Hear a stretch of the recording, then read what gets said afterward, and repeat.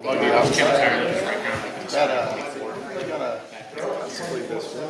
to get an executive session for.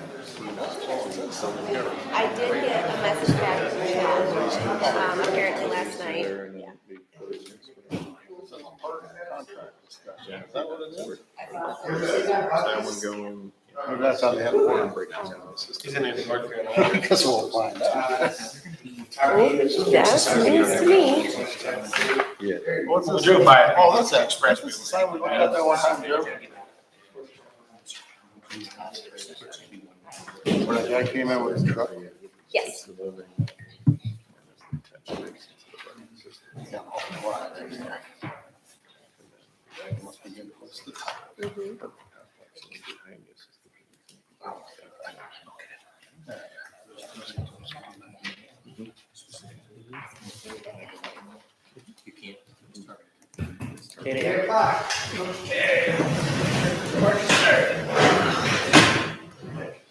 Pledge allegiance to the flag of the United States of America and to the republic for which it stands, one nation, under God, indivisible, with liberty and justice for all.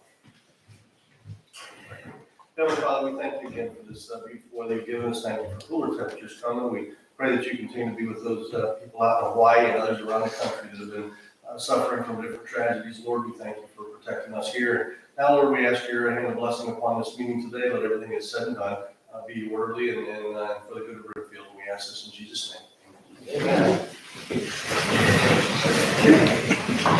We got any announcements or correspondence? Rosemary Maloney has asked me to personally thank the fire department. She wears one of those heart monitor things on her neck, and she was changing her clothes and all, and anyway, it went off. So the fire department came. It was a false alarm type thing, and she greatly apologizes for creating that. But she wanted to make sure that everybody know how efficient and how gracious and how she was treated, and she really appreciated that. Wanted me to share that with everybody. Pass it along, thank And that's it. Nick, you got anything? No. Okay. Okay, we have no meeting yet, guests. Okay, so I'm going to make a motion that we review and sign the minutes. I'll second that for the August 23rd. 23rd meeting. All those in favor, Mike? Yes. Sue? Yes. Nick? Yes. Motion passed. Okay, is there any changes or additions to the agenda? We're good? We're good. Okay, well, I'm gonna make a motion that we approve the agenda. I'll second. All those in favor, Mike? Yes. Sue? Yes. Nick? Yes. Motion passed. Okay, purchase orders. We make a motion that we accept, we acknowledge the purchase orders. I'll second. All those in favor, Mike? Yes. Sue? Yes. Nick? Yes. Motion passed. I move we accept the review of the warrants. We'll second that. All those in favor, Mike? Yes. Sue? Yes. Nick? Abstain, still reviewing. Motion passed. Other checks. Do we have money yet? I Okay. was getting close to the amount of money. Okay, now's the time for public comments and questions. I think everyone knows. Please state your name and address before addressing. This is not school, but you can make it. With your 48 kids. Yeah. I have a couple questions. Oh, I'm Shirley Morris, 1943 Old Forge Road. So here's my questions. I want to know, for you HR person, what is the hiring process when you have all these applications? And I'm specifically thinking about the parks assistant that's there. Because I heard that there was a lot of applications, and so I'm just curious, what was the process? Who reads them, who decides, can you explain that? Sure. So depending on how the resumes or applications are submitted, I generally route them based on if they're eligible.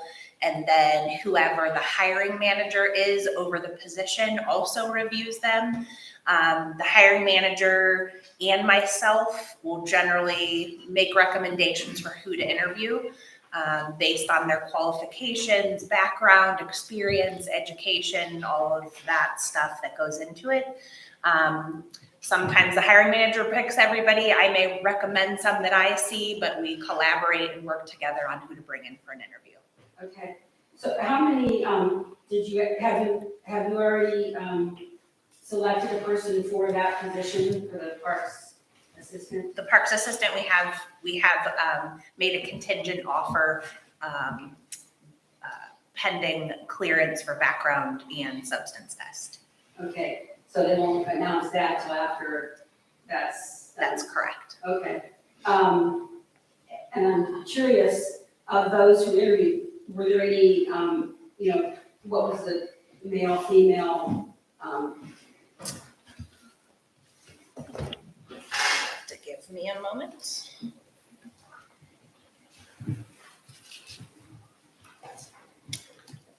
Okay, I see a few, I think we had 1 male and 3 females. Yes.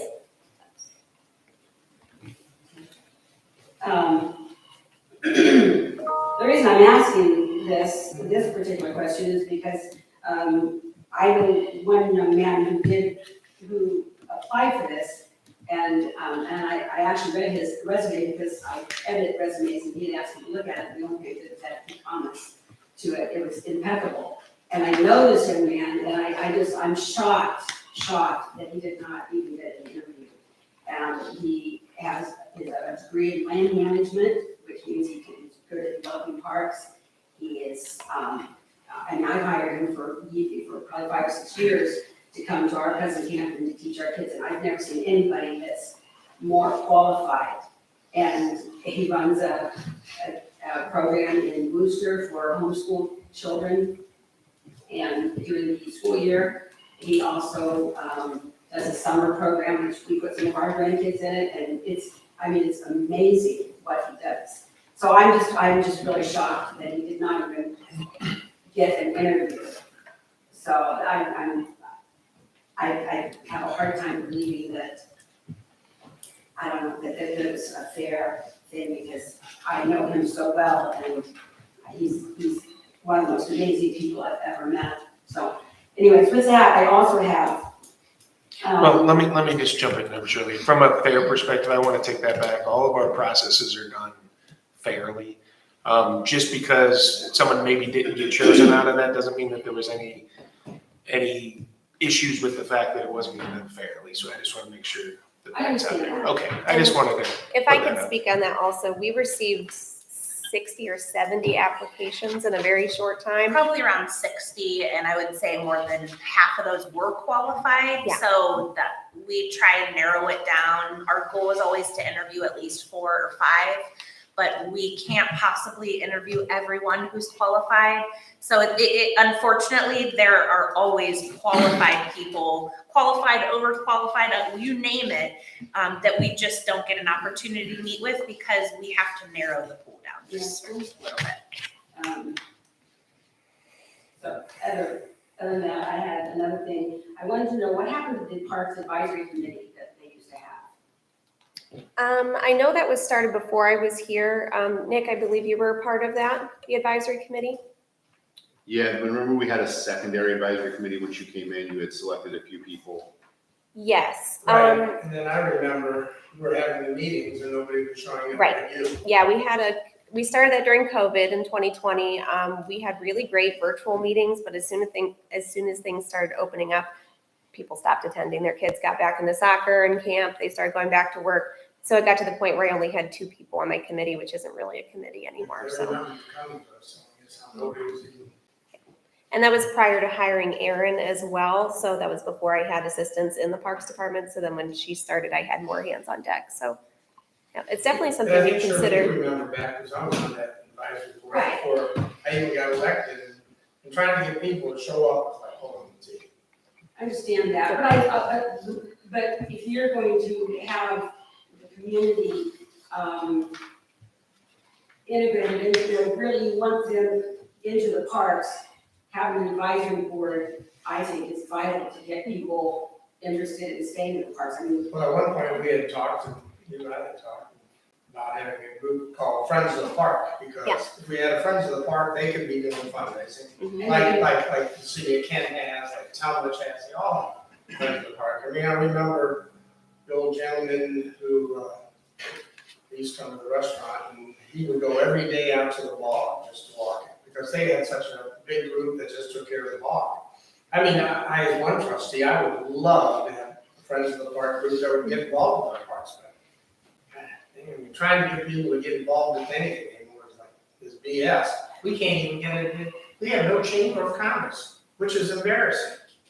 Nobody, I mean, all it turned into was basically a dinner club, but, you know, I mean, Nick, at one point, was, you know, we were passionate about getting it started. And Yeah, it's still, what's it gonna take? It's gonna take Nick or I or Sue to get on the, start the chamber. I don't have time to start a chamber, but it's just this lack of people that want to get involved in their community. And I've seen it now for 22 years, and the pool is dwindling as the people that do get involved are getting older and passing, et cetera, et cetera. Well, and just as an issue with that as well, with the council house, the historical society, they're missing a board member because they can't get anybody to fill it. right, And so if you look at that board, they're the same people that are on the food cupboard and in the Lions Club, they're the exact same people. And one of the issues that I feel, at least it's on the board as well, is that what happens when those people aren't doing it anymore, unfortunately pass away?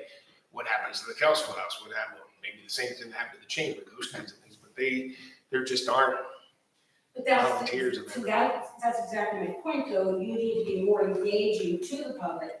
You need to engage people to come into the parks, because what I'm seeing now, I go, you know, we've been to a few of the evenings where they have the bands in the park, and it's a bunch of old people, and, you know, something, you know, there's a problem there. You need to get families there. It needs to be more engaging.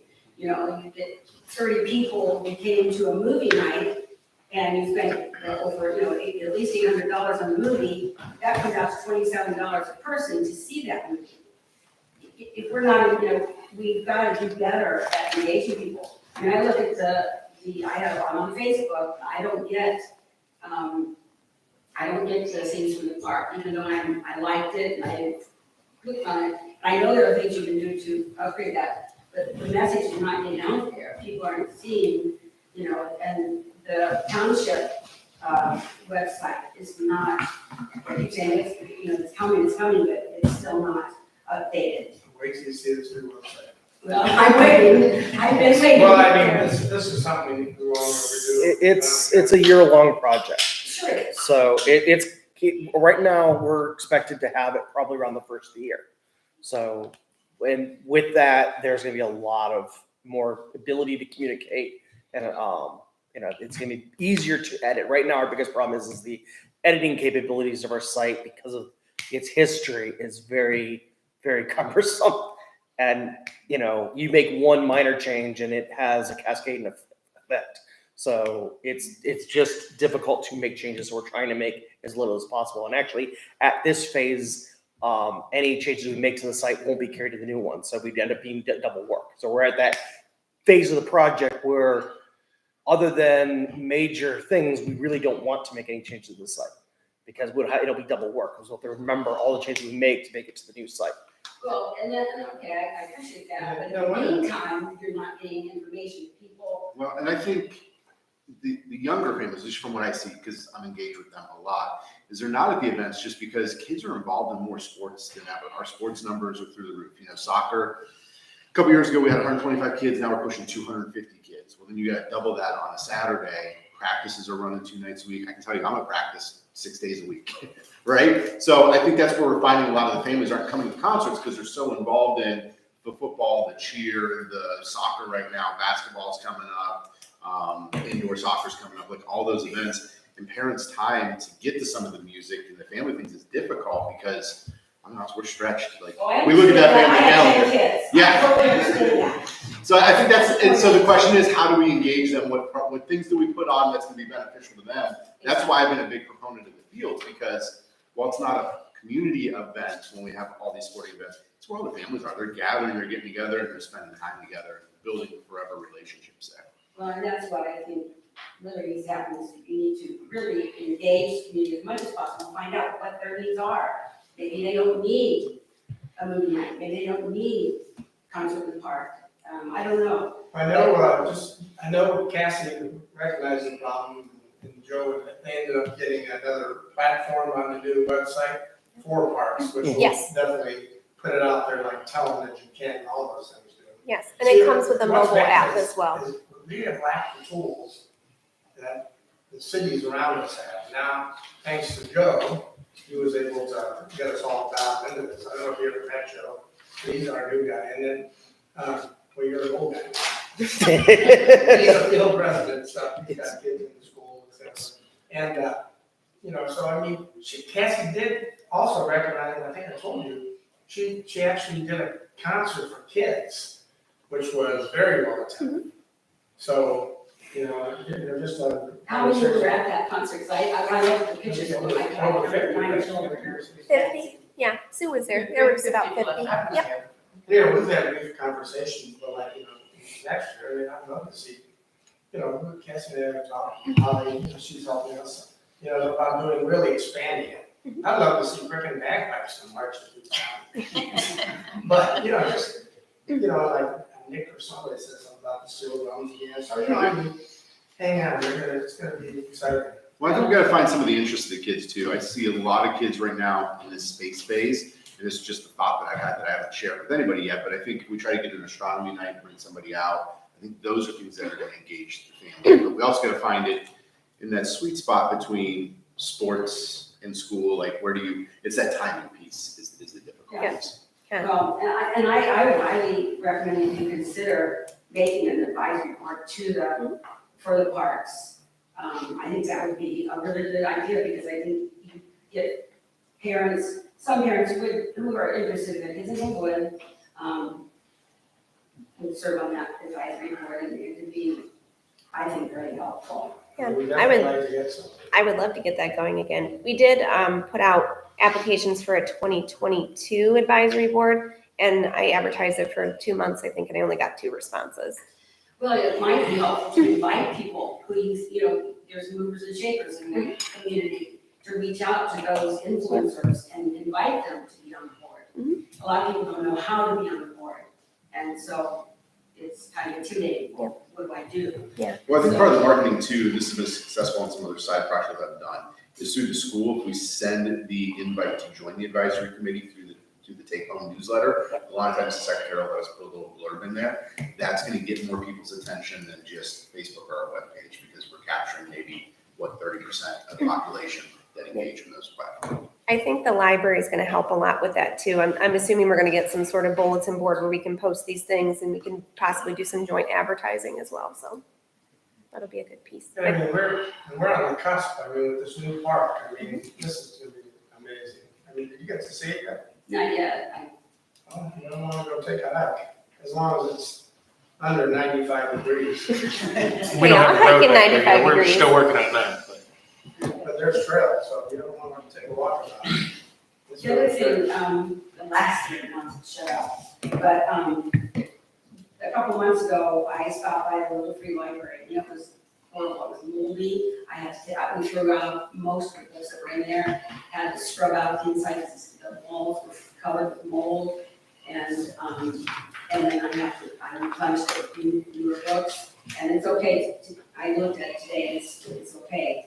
But I'm wondering if it would be a good idea, instead of having Parks and Rec take care of it, to ask the library if they would be willing to take care of that. I think that's a big hell yes. So we were, since there is going to be a library, we discussed moving the little library to a parks area so it would be more accessible to children. And we actually have a couple bags of books to stock it with.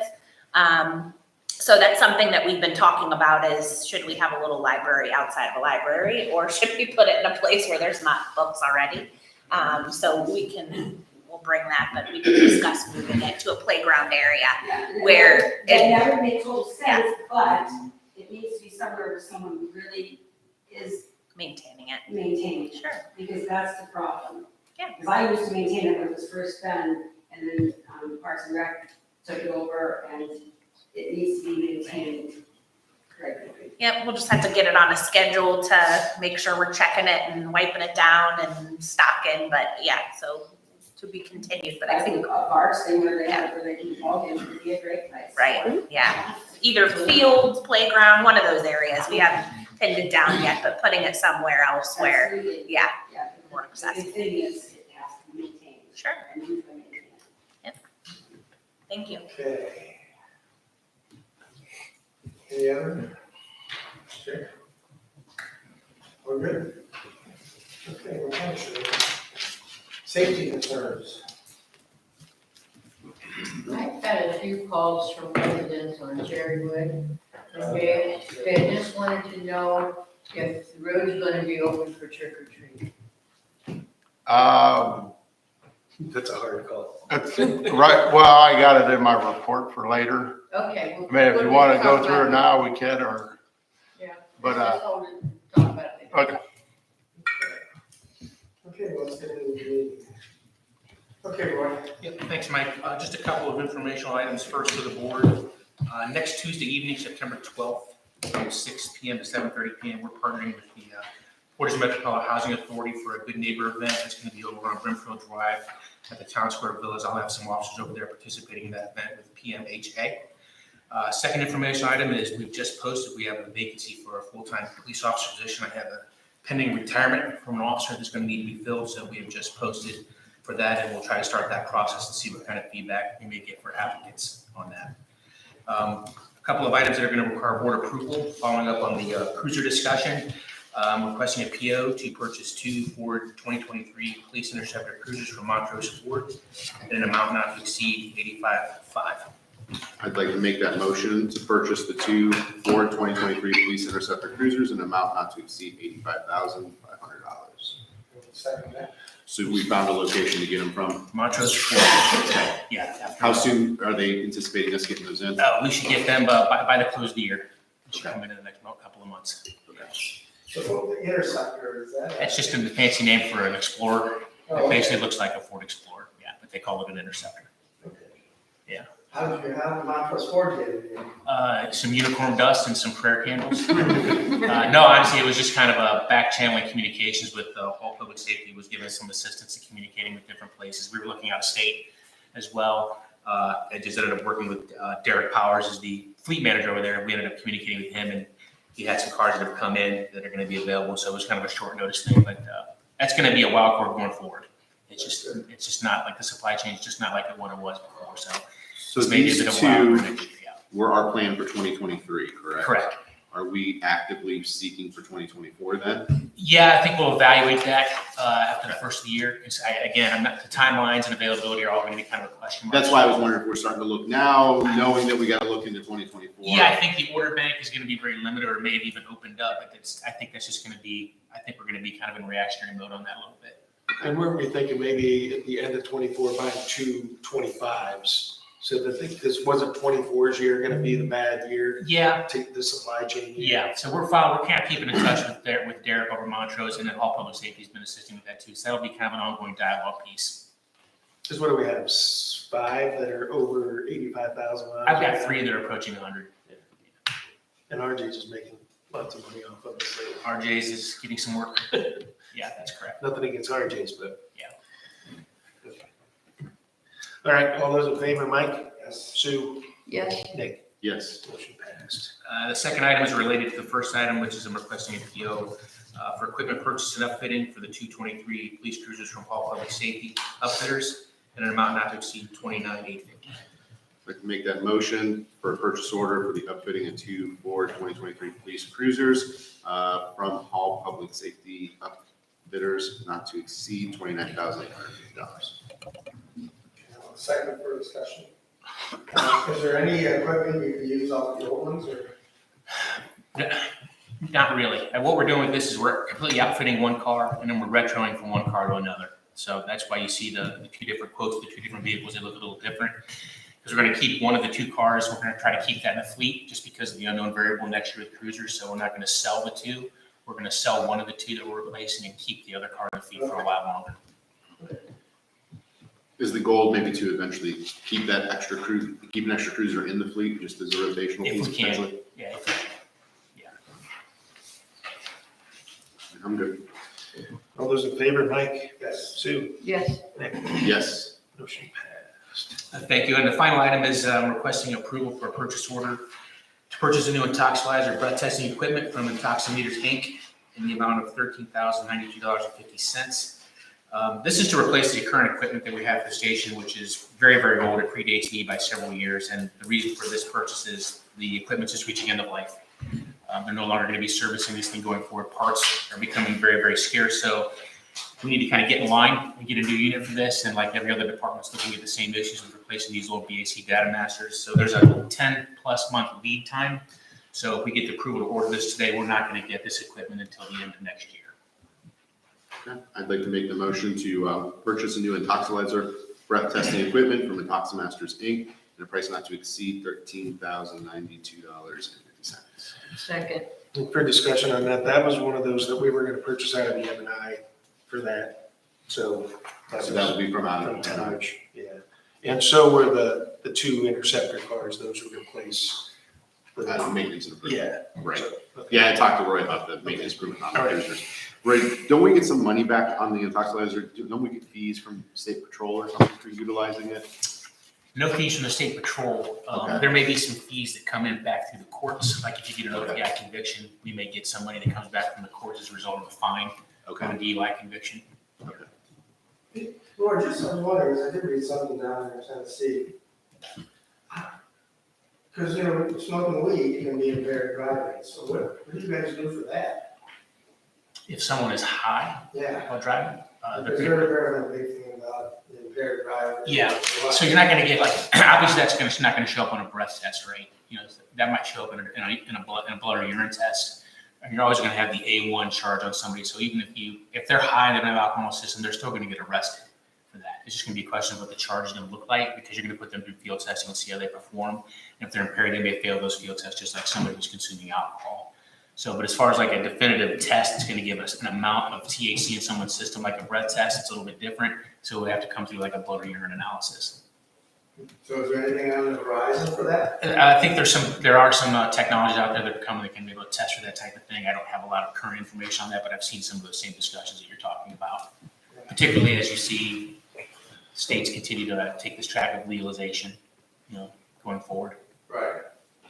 Okay, well, thanks. Yeah, all those in favor, Mike, Yes. Sue, Yes, Nick, Yes. motion passed. And that's all I have for you this morning, unless you have any questions for me. No, you guys get to a meeting, so whenever you need to. Okay. Thanks. Thanks, Rob. Okay. Okay, fire department, you see the numbers for the year, that actually is incorrect, that the 2022 number is 1160, not 1060. So we did not jump 130 calls in a year, but we still did make a jump. On the station build, the concrete floors are ground on the upstairs, halfway done. Interior and exterior lighting is happening, and the parking lot is smooth and graded. That was the work that happened last week. We are preparing for Brimfest, including a fireman spray house activity on Saturday afternoon. We have built a new spray house, so we'll be putting that out, so it should look a lot nicer than the one we had before. 3 new hires left for Fire Academy, and we'll be down for the next 10 weeks, and they started on Tuesday, yesterday, so no progress on how good they did for one day so far, but I'm sure they did fine. And then the damaged pickup truck should be back today, which puts our fleet back to where we needed it to be, and assuming everything is corrected and works properly. And I have no approval items and no executive session. Yeah, good, get a chance to talk to your guys. I was really impressed. Which ones? The 3 years. Oh, yeah. I had a lot of energy. Yeah, they're excited in a good way, so Yeah, it's good to see. seems like you fit in. Yeah, they, surveyed the shift, we had them in for a month prior to leaving for Fire Academy, and they all fit in well. So we should- So definitely felt old. They're young. Okay, They're young. thank you. Yeah. Administration. All right, so no old business, new business, just an update. Last meeting, we talked about the SumaCare rebate. We were going to issue that as a premium reduction for the healthcare plan. We were instructed at the time that we could do a premium reduction, which would allow for some tax savings for employees because it would be pre-tax. I did a little further investigation after we had it all set up to go into this first pay, and ended up on a compliance call with our broker, and it cannot be pre-tax because when these funds were originally paid to the healthcare company, they were pre-tax at that point. So they can't be pre-tax a second time. So after further investigation, although that was the original recommendation, we now are going to do it as a lump sum payment. And the reason that is because our payroll system is not set up to put that in as a premium reduction and also tax them. Our premiums are pre-tax, so we would have to change the system to account for that correctly. So we backed it all out, and we're gonna put it in the next pay as a lump sum payment. So again, we'll send a communication out to all employees in advance of that paycheck and let them know what it is and why they're getting it. But we did have to shift gears to be compliant with the regulations, and it is a lump sum payment that they'll be receiving. Board approval items.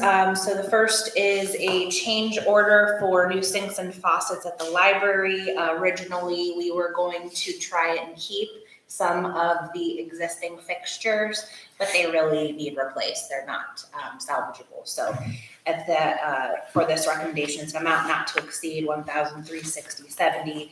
This approval does include a 7-day extension. They do have to order the sinks, deliver, and install them. So he wanted to put that buffer in there just in case it takes a little longer for delivery.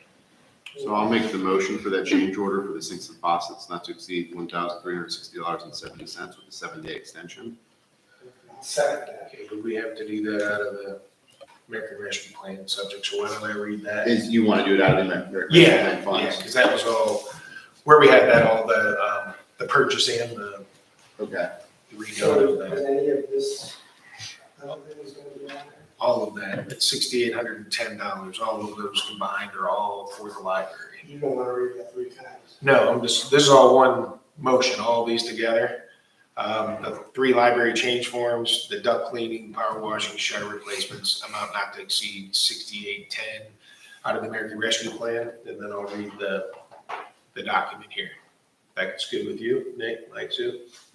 Yeah. Yeah, so I'll amend my motion. We still have to make the motion for that. I need someone to start it. So- The American Rescue Plan document has to have a. Right, yeah, that's what I'm saying. So that's why, so do you want me to amend the motion or pull the original motion and make a new motion? I'm gonna leave this whole part of it, and then I'm gonna attach this to the actual motion as well. Just to kind of give a discussion, because this doesn't give a discussion of what it is, it just talks about how much money it is in a category. So I'm listing all those items that are there, and I'm gonna attach this right below it, so it's all gonna be part of the same motion. So then I'd like to amend my motion to include change order 23-107 to scrape and prime and paint the library side porch and perform maintenance not to exceed $2,626.45, and to include duct cleaning by Mighty Ducts at $1,580, power washing not to exceed $500, and shutters not to exceed $638.27. Okay. So I'm gonna read here. Whereas September 6, 2023, trustee Nick Coyle moved to adopt the following resolution. Whereas the township received distribution of monies, the ARPA funds from the American Rescue Plan of 2021. Whereas Congress passed the act effective March 11, 2021. Whereas Section 603 created the Coronavirus Local Fiscal Recovery Fund, which, among other things, appropriate money to cities, non-entitlement units of local government, and counties to mitigate the fiscal efforts stemming from the public health emergency with respect to the coronavirus. And whereas the rule further clarifies that recipients can use the ARPA funds on government services up to the revenue loss amount, whether that be standard allowance amount or the amount calculated using the final 4-step process. Government services generally include any services traditionally provided by the government unless the Treasury has stated otherwise. Whereas some common examples of government services expressly recognized by the Treasury are as follows: road building and maintenance, health services, general government, administration, staff, and administrative facilities. That's the one we're using it for. Environmental remediation, provisions of the fiscal or the police, fire, and other public safeties, including purchase of trucks and police vehicles, maintenance and pay-to-go funding, building infrastructure, modernization of cybersecurity, including hardware, software, and protection of critical infrastructure. And then Mike is seconding that. The discussion on that. Hey, how many restrooms are there? Three? 2. There's one that already exists that's getting minor renovation, but they put 2 new ones in. So if you remember, there was that little. We have total of 3? Yes. Okay. So yeah, one, and we had to do the one in the community room in order to get occupancy over. I can't remember what it was. Like 10 people, you'd have to have a restroom. So we had to put a restroom in there so that if the library was closed and we used it for a township event, you had to have a restroom to get the occupancy up. Okay. The new deadline that takes us to the 22nd then, Well, tentatively? if needed, yeah. Yeah, okay. The only reason I ask is I'd really like us to, or if we push past Brimfest for some reason, if we could have him straighten up some in there so that we could show the building during Brimfest, because he should be near completion at that point. Yes, so the discussion has been, I'm just waiting for the library to let me know when, but we will have it open for people to be able to look at. I think you might have mentioned in a recent post, like there won't be books on the shelves or anything. At least they can see the space. Yeah, I was talking to one of their Even board with that, members. it'll be fine. Okay, When yeah. are they guessing that it will be open? Has that changed? So although we are going to be done with construction in September, the library will not be ready to open until mid to late October. So they have to go through their process of posting the opening, and people have an opportunity to shuffle around locations, and so they have a lot of processes to go through in order to be ready to open. So the last communication I had was mid to late October. So we don't have an exact date yet, but Yeah, one thing I was thinking about, because I mean, Christmas is what, 111 days away, 110 days away? Yeah, so I think, when we do this whole light up Brimfield, Right, we need to really consider doing that, because that will sort of, put some lights over there too. Right. between the Kelso house there, and the town, I just think. I thought that was part of our project to include the libraries and the lighting and all that stuff. We could, I mean, and really, we could take that walkway that we had built and run it now between the fires, not this year, but next year, between the library and the fire station. Right. So there's some Yeah, opportunities. it's just a thing, it will be beautiful, and, just so when we start doing our stuff, we can do. Yeah, I just want to make sure we're able to highlight the library at Brimfest as an opportunity where we have a lot of people coming in and have some set times to do tours of it so people can see it. I say we can go Corona light, and pass on that to you. All right, I gotta finish reading this one. Therefore, township elects to use the standard allowance of its presumption of revenue loss during the public health emergency and use the amount authorized herein to fund government services. The project is hereby authorized and shall be paid out of the ARPA funds in the amount of and not to exceed $6,810. That's what the total of all that is. The project described herein serves the objectives of the Act by providing services traditionally provided by the government, namely the one we're picking as general government administration and administrative facilities. So Trustee Mike Kostensky seconded the motion. Thereupon, a vote favors the resolution were recorded and reflected in the signatures herein. So all in favor, Mike, Yes. Sue, Nick? Hang on 1 second. Okay, yes, I just make sure the numbers were right. It's a little over. Okay, that's fine. Motion passed, so I just need you three to sign, and we'll be good with that.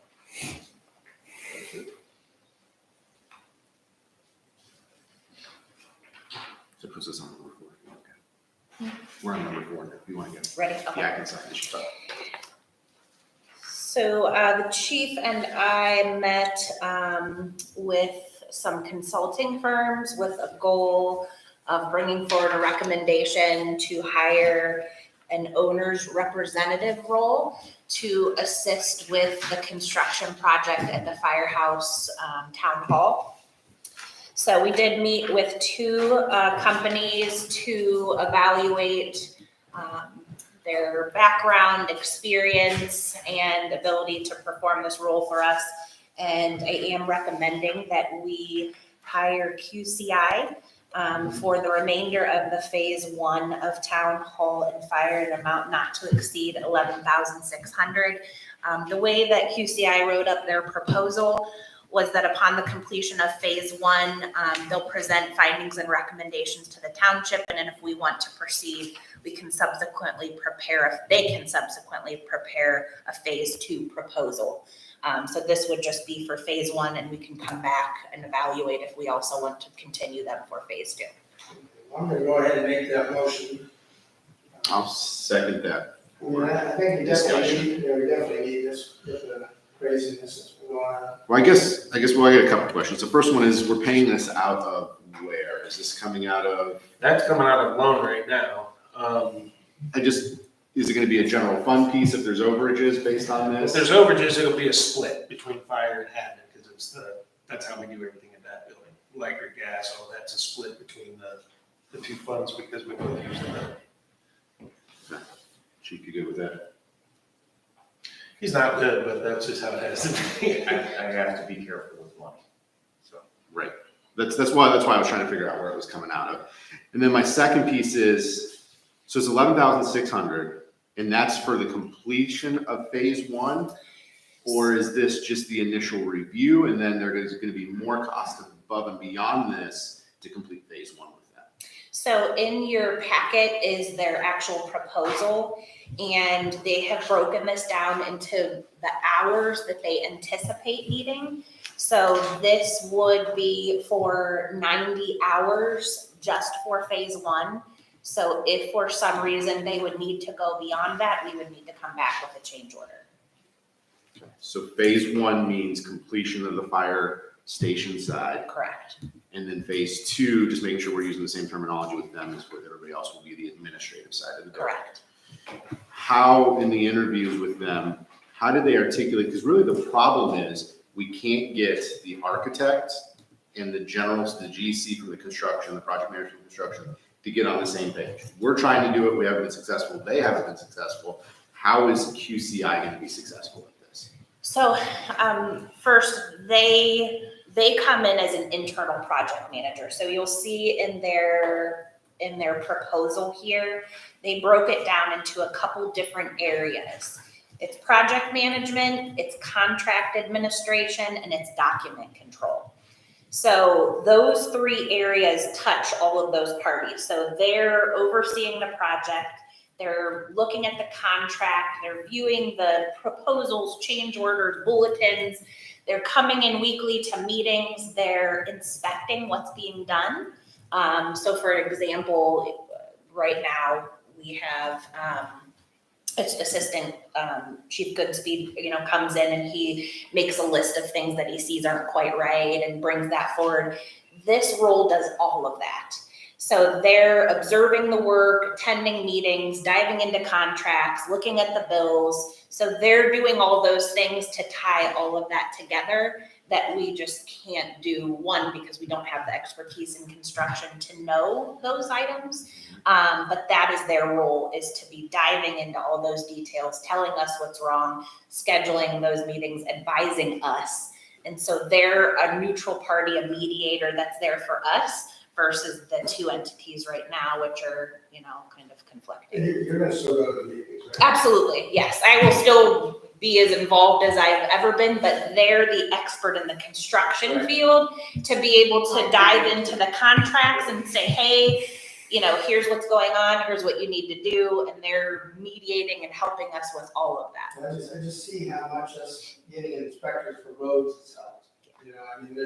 None of us are professionals.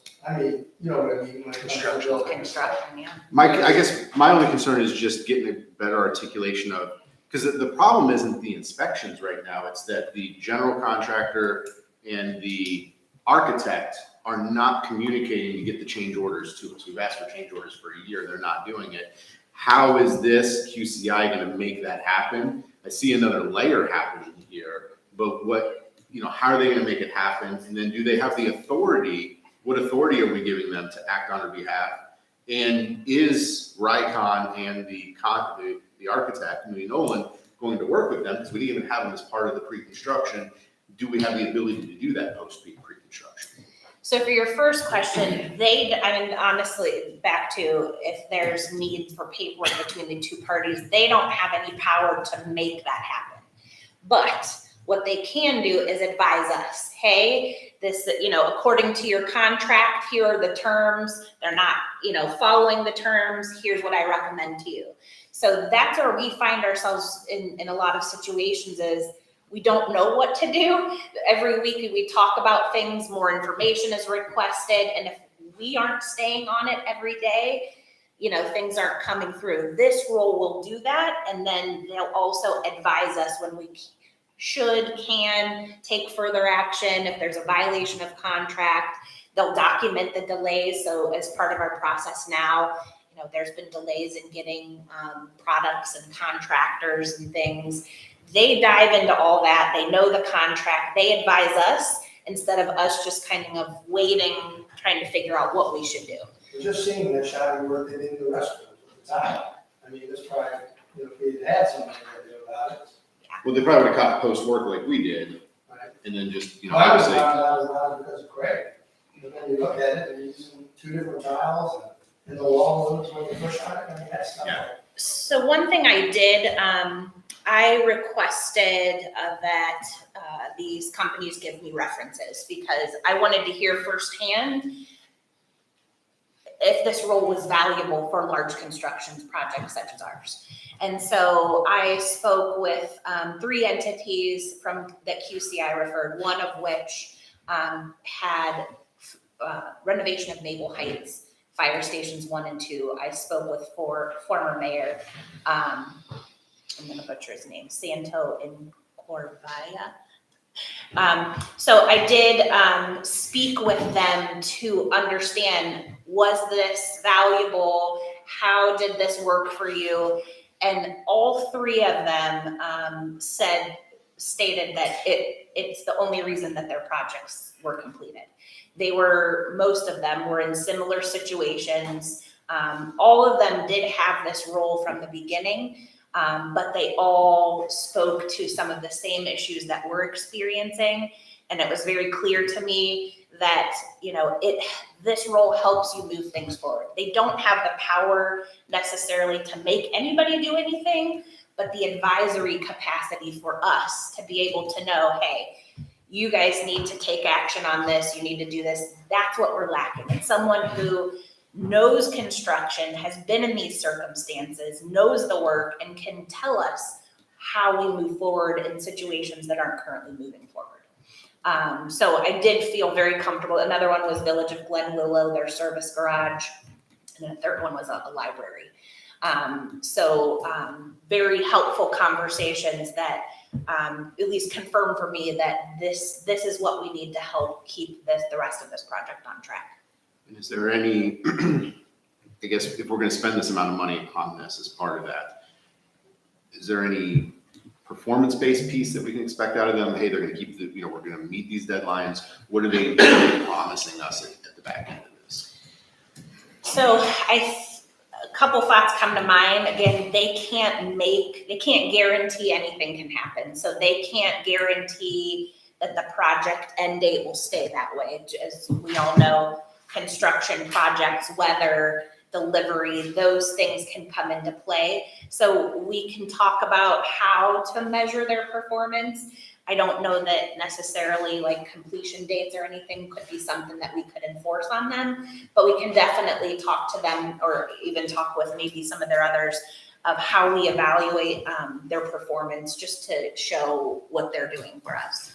Well, Nick, if I could jump in there too, interrupt Holly. The next item we have coming up is a change order for 50 grand, which has been fought on back and forth. There was some things, what are we gonna do after the fact? Maybe some of those costs could have been avoided having them around. So they probably will pay for themselves in just how it's been going. I'm really willing to spend $12,000 to have them control all those excess things that we get in big fights over, and then we find out that we don't have any way to do anything about it, and it's done. Like the garbage bin area, which was totally not done the way that the contract was, but it was done. So I think they'll definitely make up for their own cost out there with savings that we'll see for the rest of the project. All right, I guess the last thing is just, is there any disclosure of relationship to the company? I don't know. Okay. I don't, any of you guys know? No, I haven't worked with them. I just want to make sure. I haven't worked with them. I did know who both of them were, but I haven't worked with either one of them. All right, and I guess my only other main concern with it is just the payout of being a fire admin split. I understand that it's a split building, but also the fire department's got to work within a tight budget. Well, we have a tight budget as well. Well, I know, we got that maintenance and improvement fund. I mean, fire services, I think are an important piece. I just think we have to be cognizant of that cost. I'm always cognizant of it, especially with Gavin and I in purchasing additional things for him, I mean, that are out of that, but honestly, we have to make sure that the general fund just doesn't take on everything, because this is sound bad, but we're the poor one right now. All the other three departments have more money than the general fund does, so it kind of falls in, and that varies from year to year and all that stuff. I would like to, as liaison to the fire department, I would like to make a motion that we accept this recommendation and take on QCI for the remainder of phase 1 of town hall. We already have it We out there. already got that, and I'd like to go ahead and vote on, I think we discussed it enough. Okay, all those in favor, Mike? Yes. Sue? Yes. Nick? Discussion wasn't finished, so no. Motion passed. Is there something else you wanted to ask? I mean, we were just in the middle of discussion, and I think that was not the way to end the discussion, but we'll move on to change order. I'll go back to that and finish. Yeah, we can go back and talk about it some more. No, the vote's been done, so there's no point in talking now, so move on to the next action. Resolution is as good as the next one, so. I'm good, we'll move on. Okay, next item is change order number 3 for the township fire station not to exceed $50,181.36. Okay, I will make a motion. So you guys, second. So you guys have gone through all this, huh? We did, so this was sent to us, and again, we met with the architect, the chief, assistant chief and I met, reviewed these one by one, questioned, worked through it, and this is the final document that, to move forward, but we did dive into this. The one thing I was worried about was the vehicle exhaust removal system. I mean, didn't they design it? Now it has to be reworked, and so now we're paying more. I mean, There was, it had to be reworked on our end because of the training openings in the tower, that the way they designed it interfered, so it had to be moved around a different way. but is that And that our was- fault or their fault? I don't think anybody's fault until we had the building up to see where we were at and how the trucks were gonna be placed. So that's why we were okay with moving out. So that's where they ran the pipe right past the. Yeah, so they said, here's the amount of pipe you get, but after the building was built, then we discovered that it was gonna interfere with our openings and stuff like that, so. And then the sliding wood doors, those are the ones we approved? Yeah, those were already approved, Is they that- just happened to be back into here again. Well, that has to be approved through the USDA in this fashion as a change order. So that's where, remember, we just made that decision on the floor, but it wasn't an official change order. We said we were good with it. Just a lot of the stuff we would have thought would have been included, stained interior finish on all metal clad wood windows. Were they just gonna leave them wood? Well, no, wasn't that the ones that were painted? They were supposed to be painted. They showed up unpainted. So then they had to be primed and painted, but we had the option to stain them at that point. The decision was made to stain those instead of painting them. But I mean, So there's that additional cost was there. there a problem of them getting the windows and that's what they said is the wrong product? I think they were surprised as we were when they showed up unpainted. So they did give us a reduction in cost for what it would have cost to have the painted prime windows. So they did take off of the difference between the two. But I don't know if it was an issue in ordering, but when we got them, we decided to move to staining. So we're good with this, huh? We really don't have a choice with those now. We beat them down as much as we can beat them down. Maybe they would have been different with a owner's rep there ahead of time to maybe beat those up while they're even happening. So talk to us about the screen wall and dumpster. The screen wall was documented as being like something weird, like 3 or 4 foot tall. And they went ahead and put it up to screen it properly, which was 7 foot tall. They went ahead and did the work. It was missed in the scope of the architect. So the work was done, and then they came back and said, here's what it is to do it properly. So work had already been done. It needed to be done the way it is now. So again, I was okay with that. Because otherwise you would have had a dumpster with a 4 foot high wall. It would have looked really you've seen a odd. dumpster. Yeah. I mean, nothing against any of our guys, but I just remember the old dumpster. I don't even think the door was ever closed once. Yeah. I don't know if this. Well, we had to have an enclosure Yeah. around it, right, to meet the zoning code. Yeah. I sure hope that, I'm not even saying it's our guys, and they have, it's the company that comes. The trash truck grabs it and just leaves it. Because they don't want to get out of their truck and open and close it. Right. Right, there will be a gate on it that they will have to open and close. Let's bet on this one. Yeah, right. Again, I know that throughout this project, there's going to be things like this that you can't anticipate. Obviously, I don't want to pay for any of them, but these are ones we feed up and looked at. Okay, well, as long as you feel good. What are the corner guards?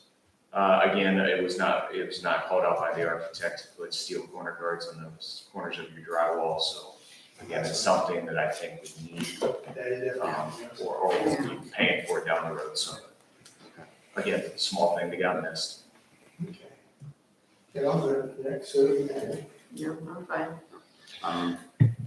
But this is just some of the multiple change orders or something. Yes, this is not all of them. So if you guys approve this, then they'll generate the change order for signature, but there are still more change orders to come. There's a lot out there that we're saying no, so don't even bring them to us yet. And yeah, number, we've either said no, we're awaiting further documentation, so everything's kind of in some sort of process for the remainder of the items. So while we're talking, I mean, so this new person we're hiring to help oversee this, will he help dive into some of these? Absolutely. Let us know if we saved our $11,000, $12,000. Yeah. I think we can on one of these items alone, Okay, hopefully. okay, I'm good. Think you good? Yep. All those in favor, Mike, Yes. Sue, Yes. Nick, Yes. motion passed.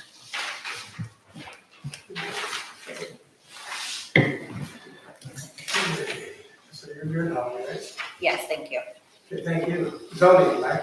Yes, thanks. Brimfield Cemetery, the land purchase, the agreement and title search are now complete. We're waiting for the seller to sign. It's my understanding that their attorney looked at it and they're just waiting for the owner's signature.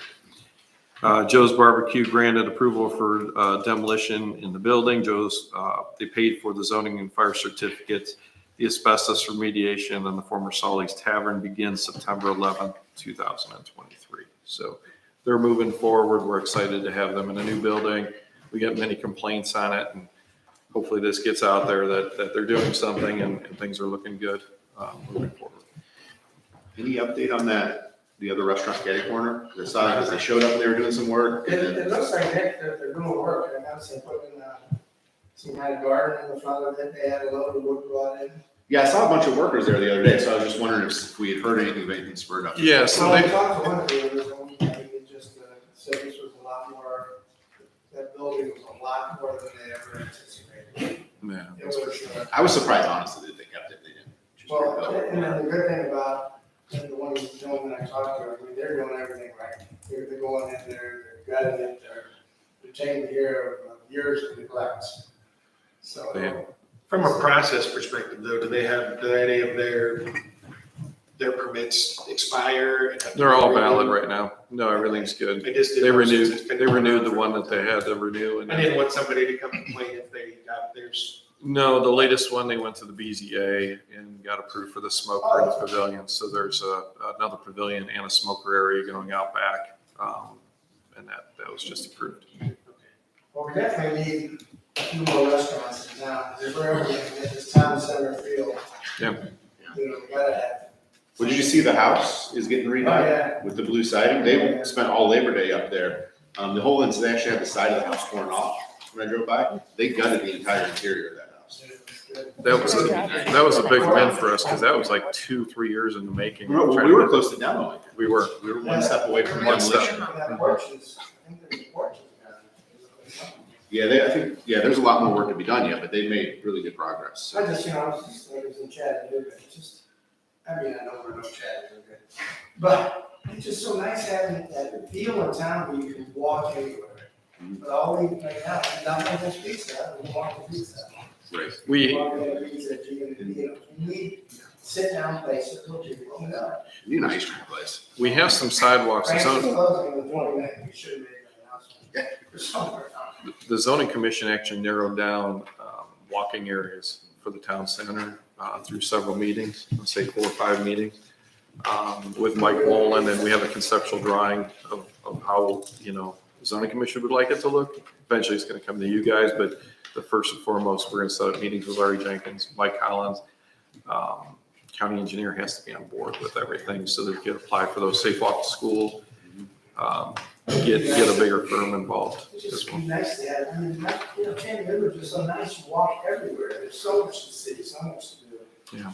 I mean, we just got all these pieces together, I mean, it's also awesome, beautiful, but it's never over.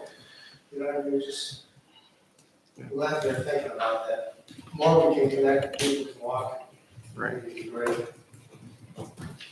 Okay. Any other new businesses? Well, Kenda Tire, that's going forward. Took me about a week to review. I tried to expedite it as fast as possible because we want to get them going.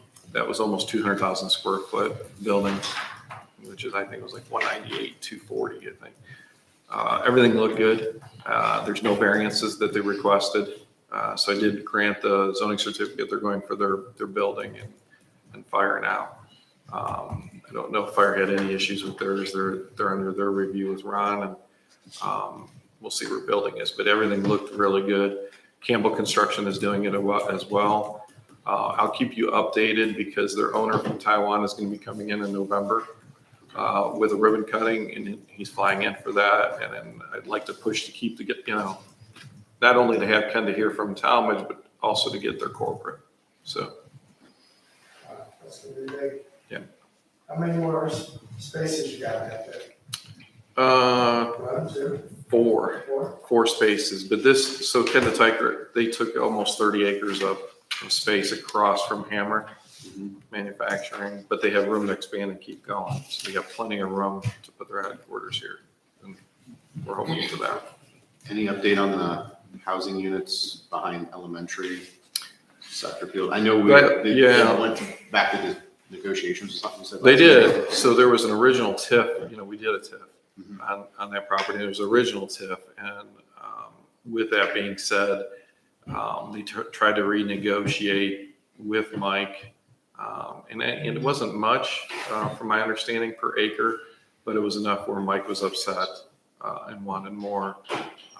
And that's the last I heard. So Last Friday, I think I talked to Pride One, and they were supposed to get back to me this week and let me know if they closed, if the deal closed on it or not. So it's just kind of in the air still. Still in the air. And then we're looking at potential zoning changes coming up. It's at regional planning as well. I don't have it on the sheet here. It's on my master sheet. But we're looking at some zoning changes on Sunnybrook as well as Mogador. This is the LI district there. We have 5 or 6 complaints going in there that they're residential homes, but they're zoned LI. And then so I took Mike Wollen down in there. We did a quick calculation of how much money it would cost to bring water and sewer to those areas. And it's not going to happen. It hasn't happened in 20 years. So the zoning commission is looking at it, send it back to regional planning for evaluation. So you'll see some changes coming into the zoning map as well. Are we getting closer at an entrance to the wire? We are, but we're exploring one more possibility with Paul DeJurio. So, one piece is already tied up. There's another piece in the back, but I think it's going to be too costly to move in, and they have all those soil mounds from when Kohl's and Walmart came in. They stockpiled all that topsoil back behind there. It's going to cost us some money to move that out of the way, but going in front of the apartments is still the best way to go. But we have a problem turning in. So even if we whether it's an easement or we purchase or a land swap going into that property, there's still a little piece at the end of the road that's not dedicated, and we have an issue with that. And I think the county engineer they will have a problem as well. The new standard calls for turning, in a rotation for the fire department, so they have to pull into the apartments and drive back around, that they have a turning radius there. So we're exploring all our possibilities there where it's not going to be too costly for us. Did we find out, Mike, if that land next to Kohl's is purchased and is it who we thought bought it?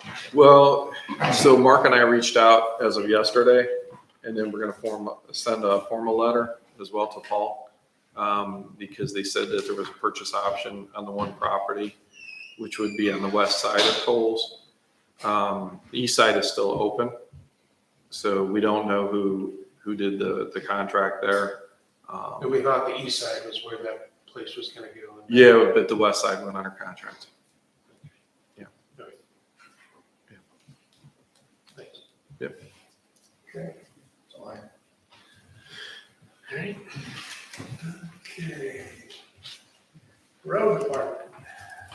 Alrighty, just a real quick thing, I need a board's approval for, engineers department's gonna put a Honeychuck Lane in front of the commissioners for us to take over in a Country View Estate subdivision. It's 0.113 miles. Just, I need everybody's signature on this piece of paper before I give it back to the commissioners. Yeah, I will leave that. So do we need a motion yet? Well, I don't know, it's, We have to sign this. Oh, okay. yeah, it's just, I guess, I probably put it under the wrong thing. So would we want a motion just saying that we're sending it to the commissioners that were supportive of it, so it's on record? Just do that. I'm just gonna make a motion. Second. So Dave, this is Honeychuck Lane, we're just taking a portion. Yeah, what it is, it's just the end piece down to a cul-de-sac. Okay. I mean, 113. and what kind of was holding it up, why it hasn't been dedicated before, they had to put a couple lights in. Okay. We've actually been pretty much taking care of the road as is now. It's easier for my plow trucks It's a good spin. You're right, because it's just down the street a little bit, so it's just 4 mile away now. They got the light post in and all that stuff, so everything's up to snuff. There's no problems with the roads or anything like that, so. Okay. Roll call? Yeah, all those in favor, Mike? Yes. Sue? Yes. Nick? Yes. Motion passed. I also want to let the board know, we went through the hiring process and we hired James Bishop for the equipment operator labor position. He'll start 9/20 of 2023. He passed the drug test, the background check, all that. So he accepted, he'll start on Wednesday of the 20th. And he's worked for a township before? Yeah, he actually works for Lexington Township. Okay, so he has plow experience. Yes, he has. He's actually mechanic experience, plow driver, equipment operator, the whole shebang. You know, I'm glad to hear that he actually wanted to give a notice. Yeah, Says well, a lot about it. pretty much everybody me and Holly talked to that we did discuss it with, we prefer everybody to give a notice. I would like somebody to give me a I notice. agree. It's the way to do it. Right. Don't want to burn bridges. You never know when you got to go back. Well, and not that I want to jump on the mechanic part of that, but we did have an ex-employee there that was our mechanic that saved a lot of Right, a lot of fun. So hopefully this person will be able to do that and also work with the fire mechanic down there, Rory. Maybe we can save on some bills around town. All right. Alrighty, I'll get to the big thing here in a second. Just want to do some FYIs real quick. Hellman Construction finished up the Gate Post Lane ditch enclosure for us. So it's ready for the paving job now over at, King Ridge Development. We're doing some dirt patching on Sunnybrook Road, getting it ready for the chip and seal job, which if everybody has noticed, there is signs up everywhere. It's getting close to getting ready to start. Just to let everybody know, a little FYI, on Friday, Lynn Road will be closed from 9 a.m. until the tree removal is completed. We actually have to bring a crane in. There's a couple trees that fell from the one storm wrapped around other trees. So we need to get a crane in, the tree service in to take the trees down. So we're just going to shut the road down and make it easier on them, control the trees and stuff. Well, of course, I just said the chip and seal job's getting ready to start. Let's go back to now the Cherrywood culvert failure. Just to let the board know, we have the road closed for the time being because it has been sinking. We didn't want to take a chance of buses, blah, blah, blah. I was thinking about maybe even purchasing a couple road plates put on there, but the problem is, my worry with that is the vibration of the road would cave in the pipe and then we dam off the waterway, so it'd end up flooding everybody. So we don't want to do that. The road closure, I'm actually meeting with a company today to go over it, to see what they're looking at price-wise. I talked to the county engineers. They told us we could move forward as long as I leave the pipe the same size. But if I wanted to downsize or even upgrade a little bit, they would rather me do a hydraulic study for the water flow. So we're just going to go back with the 48-inch pipe with double-wall plastic. And we determined that that's the good avenue. Stu, your thing, I'm hoping it's done by then. It should be. It's hard to get contractors out. It's going to take a big piece of machine. It's not your little couple foot deep project. The pipe's a 48-inch and it's got 2 to 3 foot of cover. So you're looking at a minimum of 7 foot deep going through there. With it being on an easement, it's 110 feet long. So most of the work's going to have to be, you're going to have to bring dump trucks in, dig, fill the trucks, pull them out, and then you have to bring everything back to the job site on a truck, and I'll have to take it out of the back of the truck and put it back over top the inside, fill dirt and all that. So we're going to look at that. I mean, I hate to say it, but also I'm discussing things with Kirsten and John, the financial side of it. It's going to be a big hit. I mean, I don't want to get numbers out there, but it's probably going to approach anywhere from 50 to 100,000 by the time you're looking. That's why I want to get a company out there to give me a price, see where we're at.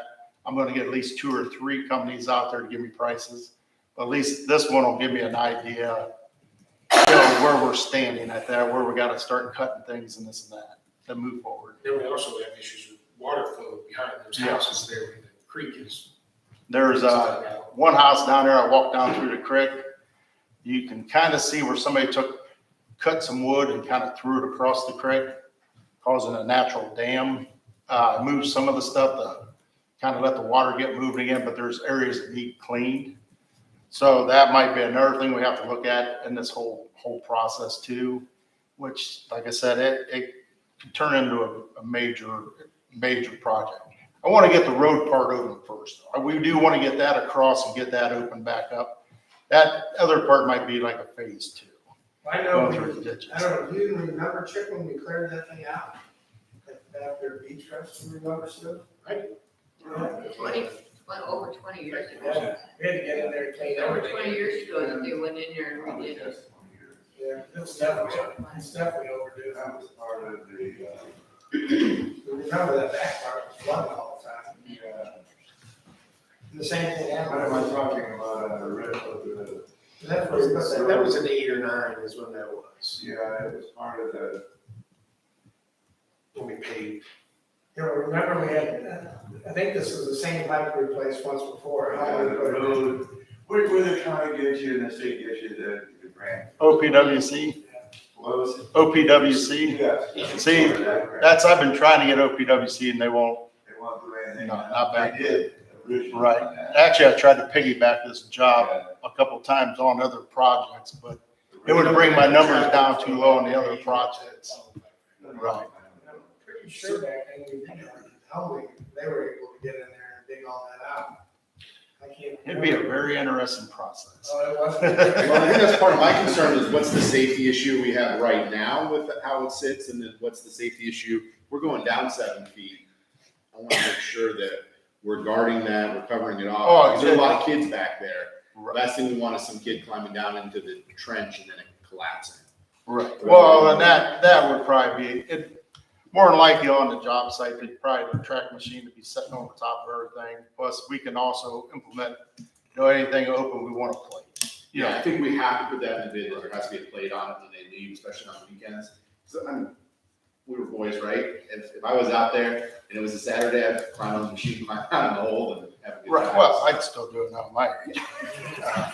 But I just don't want safety to happen. That's my big thing is the safety concern to the public. and hopefully the process moves to where everything's, I can't say it's gonna happen, but in a good world, everything would be filled per night, but I ain't gonna force them to fill everything and then have to try to re-dig open an end of a pipe, because that now slows you down for half a day trying to reestablish. But we can bring the fact up, we need coverage of the thing. It's only a 20-foot easement. I mean, it's gonna be tight, so, Well, Dave, I have some dry humor for you. okay. Over 20 years ago, that was redone. And when they did it along the banks of that creek, they brought in big stones and put in there to hold back the dirt. And I thought, boy, that's gonna hold, that'll be good. And then in the neighborhood, I started seeing people redoing their flower beds. Well, that's, And they came down and some of them took some of the stones and fixed up their house. yeah, there ain't many stones left in that We place. just don't want that to happen again. I just want to make sure you're sick and get that cleaned out, because I remember in the winter, remember Chick, actually, the last time we used that road machine we had, that big iron when we took it back there, because remember all the ice had come up? Well, because the water wasn't flowing, so it just turned into a big skating rink. I Right. think that was the last time we used, what was it called? The Road grader. Road grader. We should have kept that, that could have been antique now. We could have put it to Kelsey. It was an antique when we sold it. But no, All that money to fix it up. but no, we're looking at all them avenues. I mean, but the main purpose right now is to get the new pipe in the road open. How soon do you think we can get a quote back to get the work done? That's, I'm actually, like I said, I'm meeting with one person today. I mean, and then, I have a call in a couple other places waiting for them.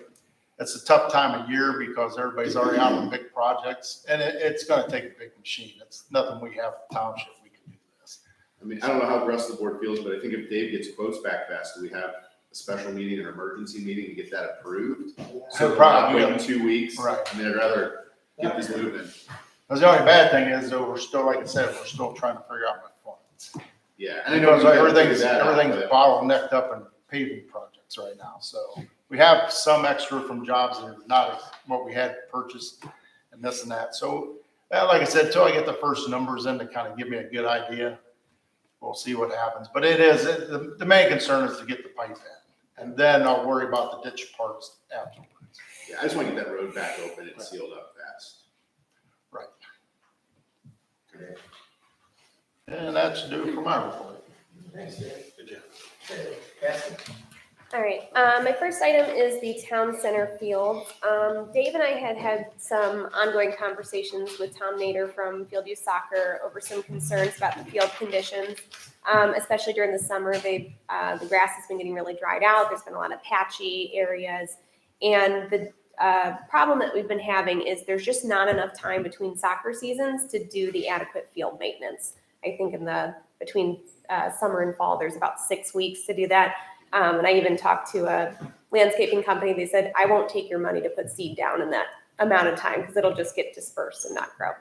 So last Thursday, Dave, Tom, and I met at the field, and we all came to the conclusion that we think that the best course of action to get that field back to where it needs to be would be to close it at the end of fall soccer season through the spring and the summer, and to reopen for fall soccer season next year. Because we were talking about doing some landscaping work, doing some reseeding, and just giving that time for that seed to grow and create a good base. Time we also put in the parking lot. Yes, that would be the next, that's probably a conversation for later, but yes, I think that'd be an ideal time to start looking at putting that parking lot in. Yeah, I agree with Dave. I mean, I went up and I actually walked the field. And you can see where little Johnny and Julie were busy standing there kicking holes because they were so bored on the field. But I mean, that's the only way. I mean, Dave's a farmer. He knows seed.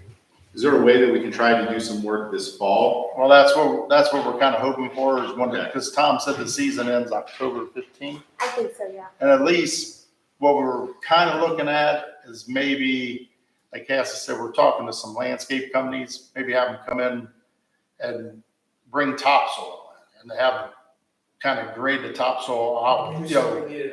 Well, it needs a little bit of a crown, but to put topsoil in to fill in all the little voids and everything.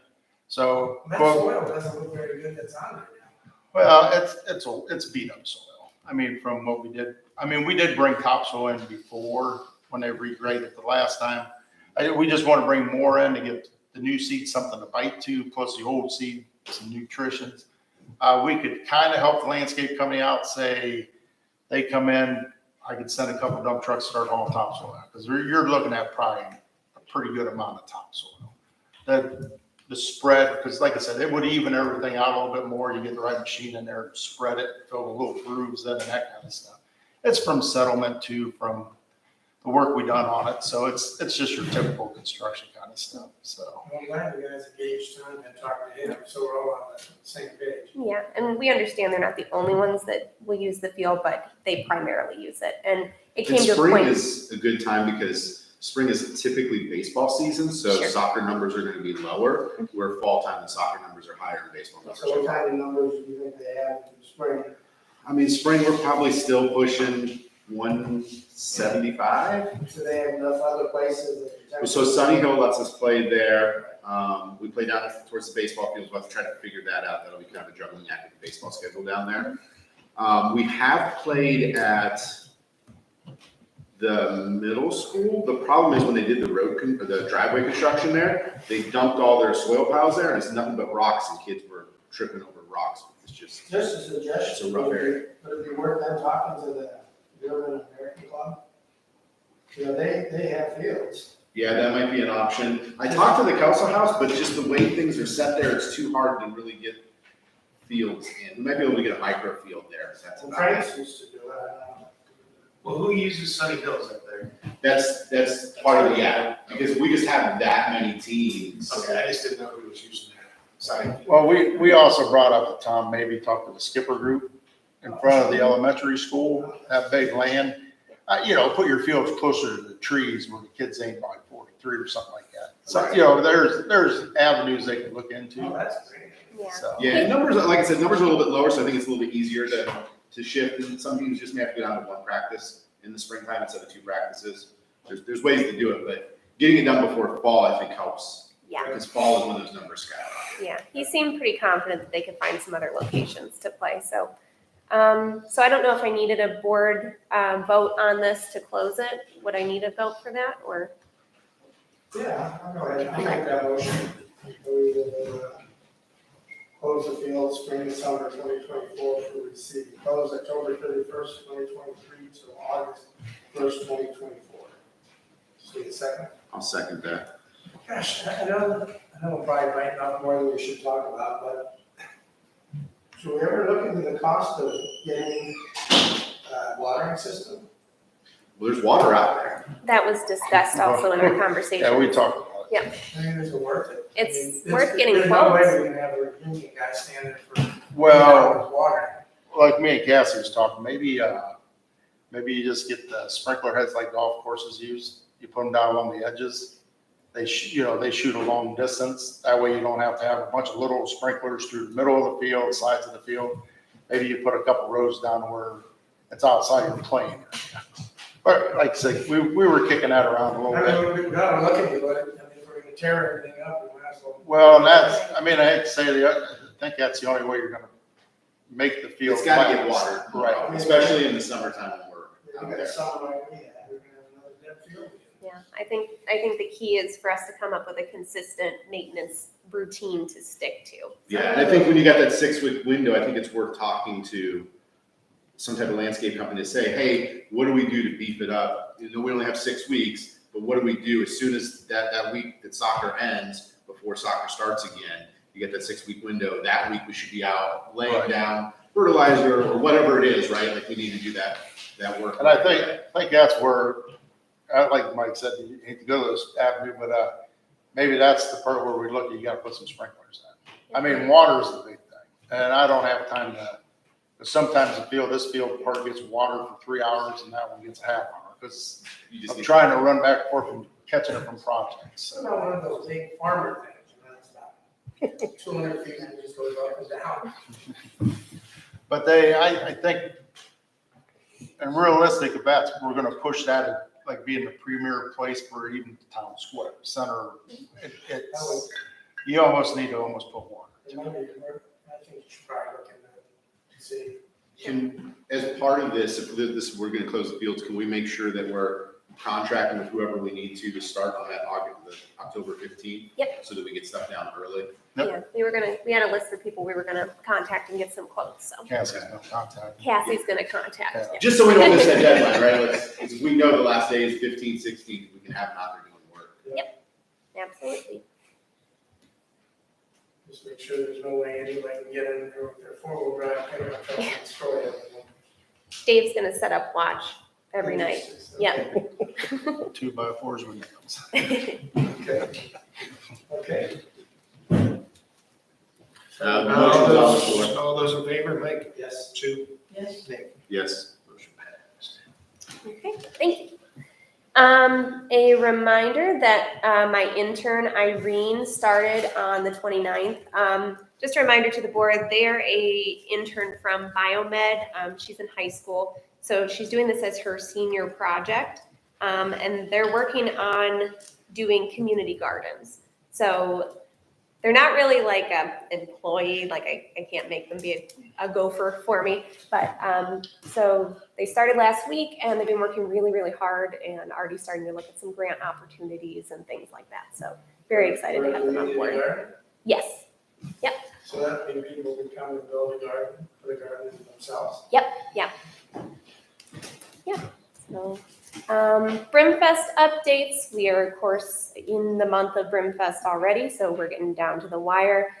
We have about 20 vendors signed up so far. That being said, I had 3 people sign up yesterday, so they're starting to come in pretty quickly. They usually come in really close to the date. So I'm working on the event layout map right now, ordering event signs. I'm working with Litzinger Screen Printing this year for event signs, and Tracy has been really kind to say that she's going to prioritize the Brimfest signs for us, and I'm happy to be working with a local company on that. I met with Dave on Friday to talk about road closure times and locations, so we're getting that together so that we can get the parade route map out this week. And then I've been working with Joe to create, one thing that we said has been lacking at Brimfest is a central Brimfield Township like information station. So we're gonna put a pop-up tent on the side of the barn, and we're gonna have a central location for people to get information about contests, events coming up, all that good stuff. So if anyone wants to volunteer to stand there for a little bit, make some announcements, that kind of stuff, I'm happy to accommodate you.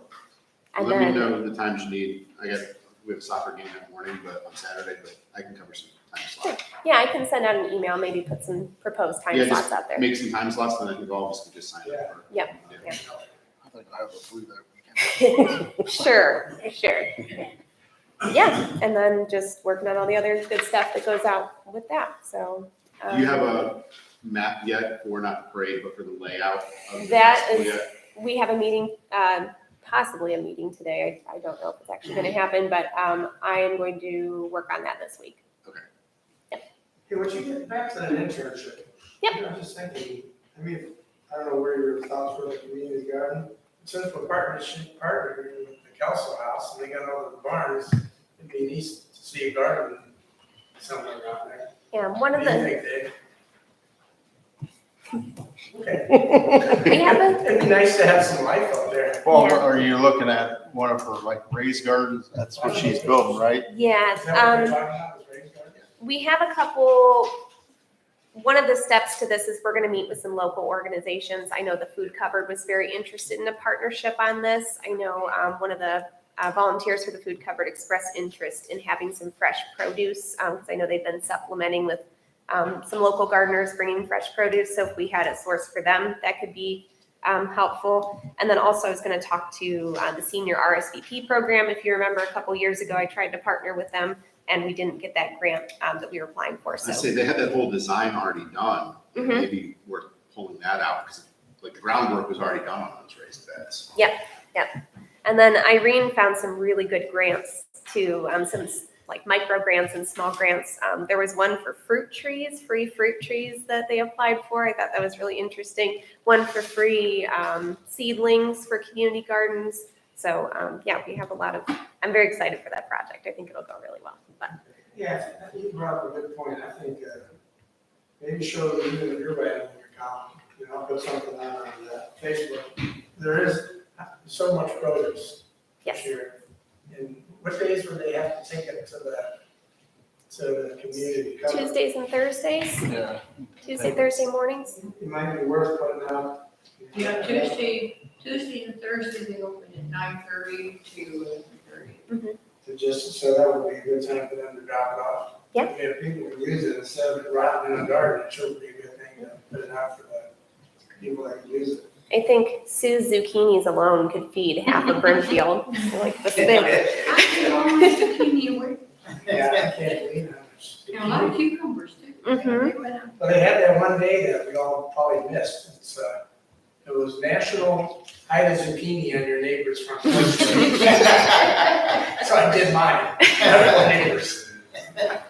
We also found a neat idea where communities will put a shelf out where everybody can bring their extra produce. And it's a take as you need it, leave as you don't, and you put it out and anybody can take it if they need it, and just a way to give away produce. So that was something else that we took a look at. That's a great idea. Yeah. I mean, there's so many people that just can't plant gardens. Is that gonna make any of our farmer markets in town upset with this? Farmer markets in town. Yeah, we got a couple of them. Yeah, we have the one on, by One up 43, we got the new one, Scott's Farm Right. Market just opened down on the hill there. in Denver, Dussel's is selling. But I think that, I just think that people that would get the gardens, people just, you know, I mean, if you can afford it, you're probably going to buy it. You know, I don't know, I hate to see food go to waste. Sure. So, And then just some past programs I guess that was 2 weeks ago.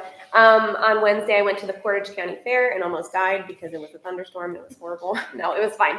But yeah, I got to engage a couple different people, a few from Brimfield, so that was nice.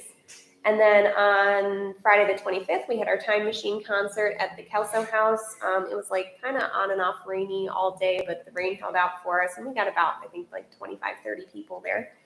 And then on the 29th, I attended the Brimfield Elementary Back to School event. Roy was there also.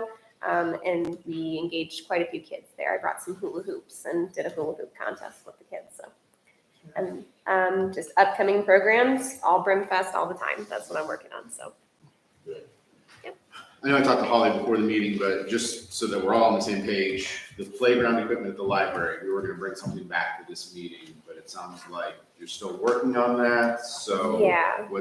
Just so we all can kind of get on the same page on that. Yeah, so Cassie and I spoke, just talking about kind of the future and larger plan for the area of behind the library, the treat area over to the firehouse, and just kind of what the future of that whole area is going to be. So we talked about, is the right thing to have a playground behind the library, or should we really look at investing those funds into that whole area? So some ideas that Cassie raised is using that area for different purposes, quiet area to sit and read, getting some specialized playground equipment for kids with special needs, kind of having a path of equipment so that it leads you over to maybe the, different area, the, just all the area back there. So we were brainstorming on different ideas. I got a name of some playground architects.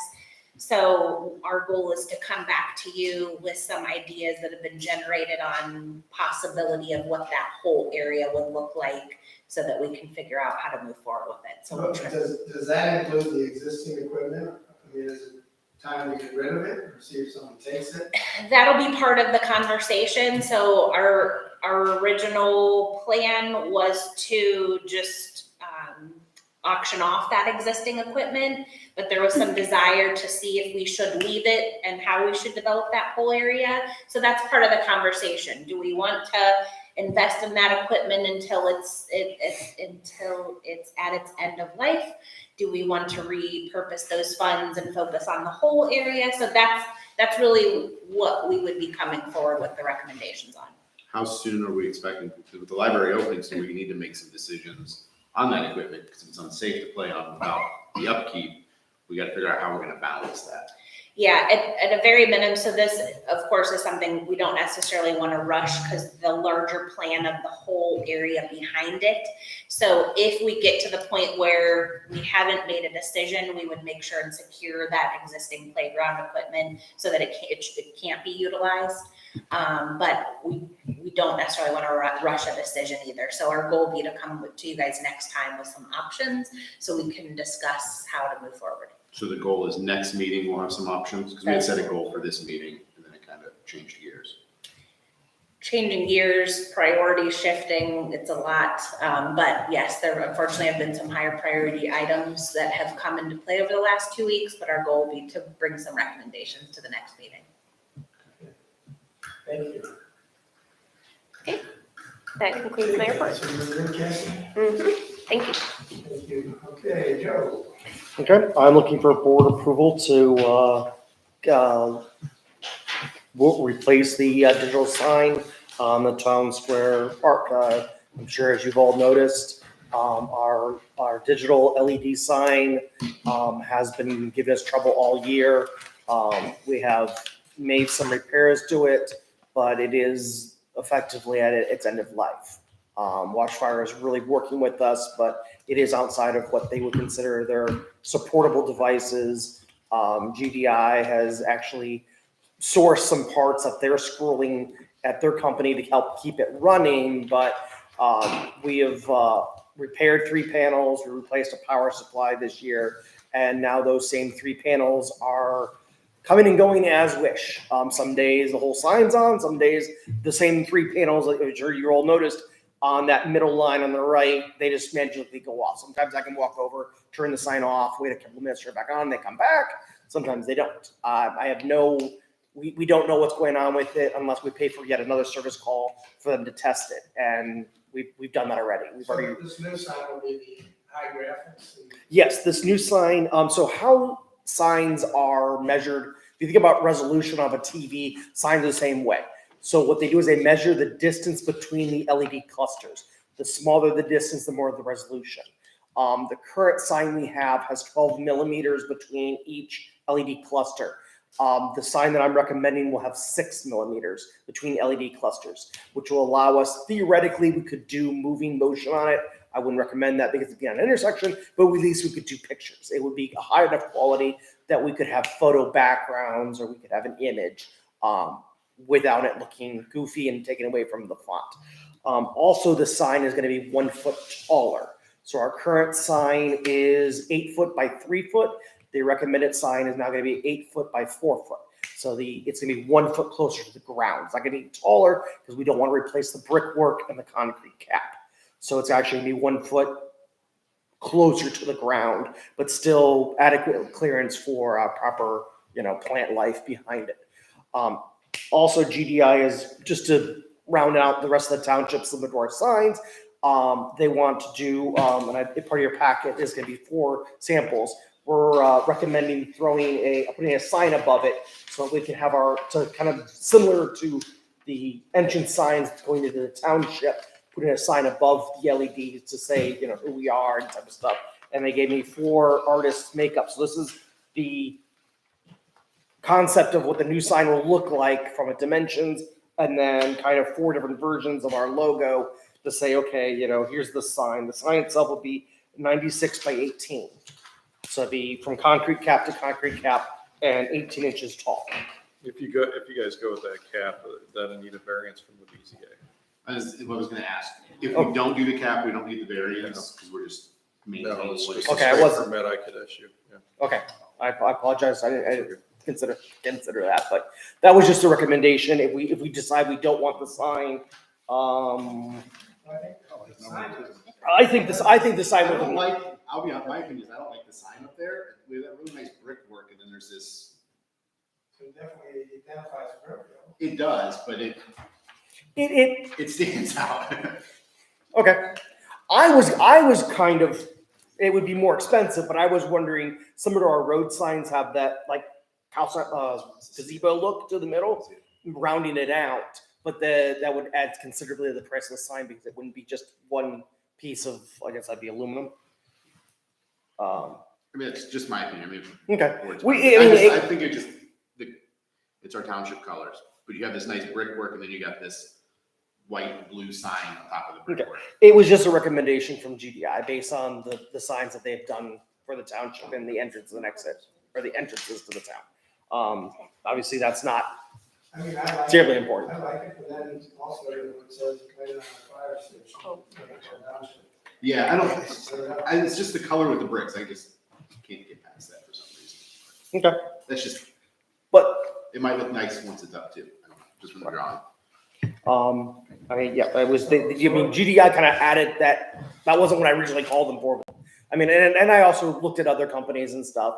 The reason that I'm recommending GDI is local support and history with the company. And then they also are the local Watchfire dealer. So Watchfire is the current manufacturer of our current sign, but they're also, if you drive around, almost all the signs in this area are also by Watchfire. Go to Talmadge, Kent. They're a very local company. They've got great support. They stand behind their products with a 5-year warranty. Competitive products only have a 1-year warranty, and there's not a whole lot difference in price for what, since we're putting an investment in technology, we want it to last. So I don't want to just pick the cheapest sign, and they're American-made product. All the rest of the signs are foreign-made. So they're one of the only companies that make their product here in the States. Watchfire. And this says we get the 5-year warranty compared to a 1-year warranty. Yes. Yeah. The other companies I was looking, the only other company that gave me a quote and everything else was based out of Florida. And so their pricing was based on every time a tech had to come out, it was $2,000 for a technician to fly from Florida to here. And so that really kind of threw me off because looking into the future, 3 years from now, there was a power surge, lightning struck something, and I needed them to come back out. They were already telling me every time we call a tech, it's a delay. And secondly, their base rate as of today is like $2,000 to have a tech come from Florida, whereas GDI is just on the street. So how many warranty from GDI? GDI is also having a 5-year, so they're matching the warranty from Watchfire. So it's probably, is it worth it to go back and get us a broken down price if we take out the Brimfield part? I have one. I believe I apologize, I thought I had it printed. I believe the sign was about $1,500 adding on to it, so we could save. Let me find my email here. Oh, I've got it. Sorry. Here's if you want to pass these on a little bit, I have more. Sorry, was a little distracted.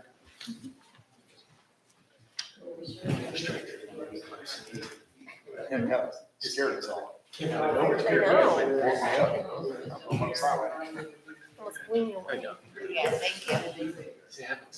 Mike, if you go through the PZA, how long will the process is that?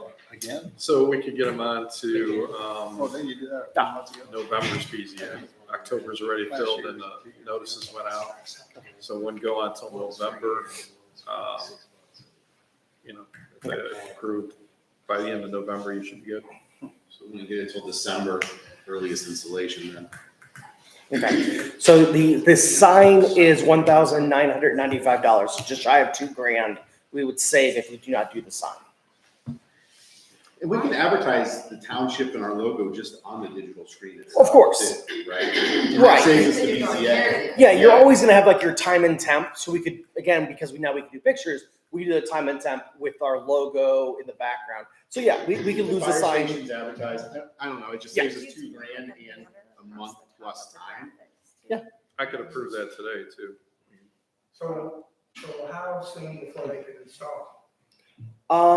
They were saying about 4 weeks to get the sign in and probably a couple weeks to get it installed, based on when we approve this and where they're at. So we would be looking at maybe 2 months. So, right, so we'd have it before Christmas. I have a question. Here on the area of the sign on the new one, how much bigger is this area than what we already have there? Because she said. It's 1 foot closer to the ground. So like, If you look really carefully, you can see where the existing sign ends. Okay. does that make sense? Yeah, I just didn't want this to be so big, we'd have to have special permission to put in that. No, it's saying 4x8. I think he's got a list of Well, 4x8. currently we're 8x3, now it's gonna go to 8x4. Right, So that's we're fine. okay with that. That's good. I'm all right. So I think just to get this thing going, I mean, I might be wrong. I mean, I'm gonna make a motion that we approve, so you're saying you're gonna take a. And to add to this, this is gonna be part of the NOPEC grant. So this is no money out of the township, this is not tax money. This is all gonna be covered by the NOPEC That grant. is where that first sign came from. Yes, exactly. This is, the existing sign was NOPEC, this is NOPEC. So all of the cost of this would be covered by NOPEC. So there's no additional cost to the township. Not to exceed 33,000. Just put 34 out there in case we have something. It'll just So- go back in whenever's left over. So I'm gonna make that motion, and I just need a second. I'll second that motion that we're just doing the digital sign, not the header. But now. Yeah, we can always add it later if we decide. That's what I meant, we could always add. Yeah. if we wanted. Because this at least we get it moving, get it done. Right.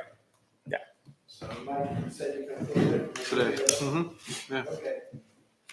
Well, we definitely need something, we're just gonna do it there.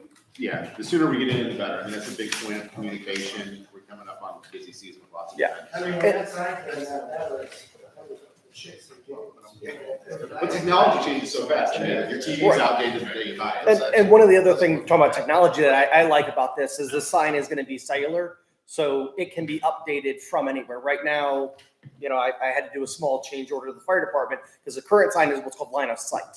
There's literally 2 antennas that face each other. So we would have had to have mounted one of the antennas in one of the upstairs sleeping areas to point at the existing sign.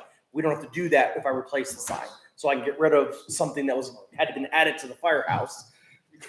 Well, that's great, so some high school kids gonna hack into. I will make sure the security and password on it is adequate, but yes, nothing is impossible. Well, I'll be answering that question. I can have fun with this thing. Probably. Always with kids. It would have been Joe. Joe's that guy. He doesn't know where to go. Okay, so when I made that motion, who, I seconded it. yeah, but who, I didn't, who are we? GDI. Yeah, Yeah, this is all through GDI. okay. Just so that reflects it on. Yeah, because it's got a 5-year warranty. The other ones were only 1 year. Yeah. Right, roll call. All those in favor, Mike? Yes. Sue? Yes. Yes. Motion passed. And that's all you got? Wow. I am trying to keep it simple. I've got a lot more, but I don't Great want to. job. Yes, thank you. You sure you don't want to talk? No, he's good. No. I don't ever want to cut Joe off. Okay, cemetery, we signed the deeds. We had 2 deeds today. Right. And fiscal office, John? Nothing. Stop spending. It's too early for that. Just kidding. We got an executive session on parks. Yes, it's a contract issue. Okay. So we'll have that. And who do you want to end? The board and Dave, and Cassie. I'm sorry. Okay. Okay, well now. Oh, and Howard. Okay, now we're to the end of our meeting. If you guys have any questions? Comments? I think hiring project manager is a good thing. And remember, whatever he recommends to you guys, he's going to tell you this is what the contract says. You know, you're gonna have change orders or all orders and conditions. That's how we set them up. But project manager will be able to say, don't pay this, or they're not doing this.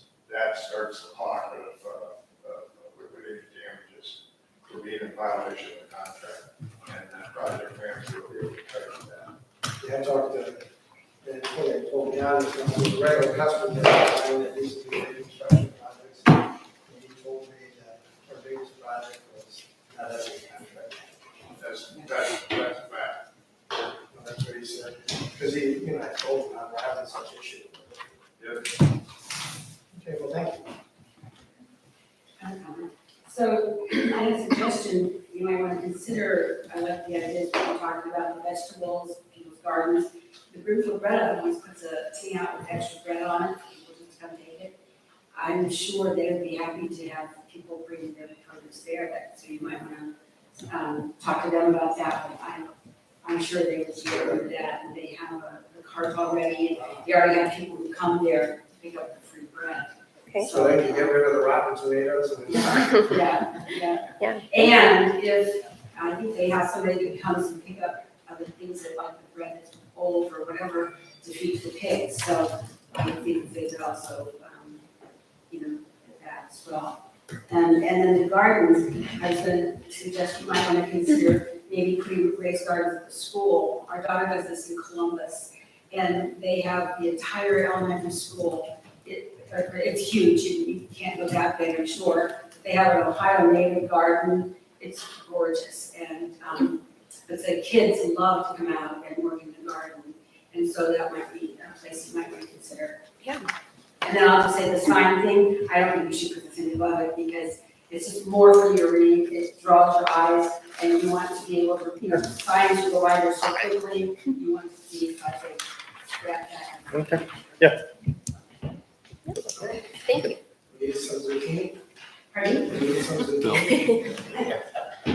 I'm gonna make pineapple zucchini cake today, and bread today. Okay, well, that's no more questions, I think. we'll adjourn and get to the executive session. So I think I need to avoid.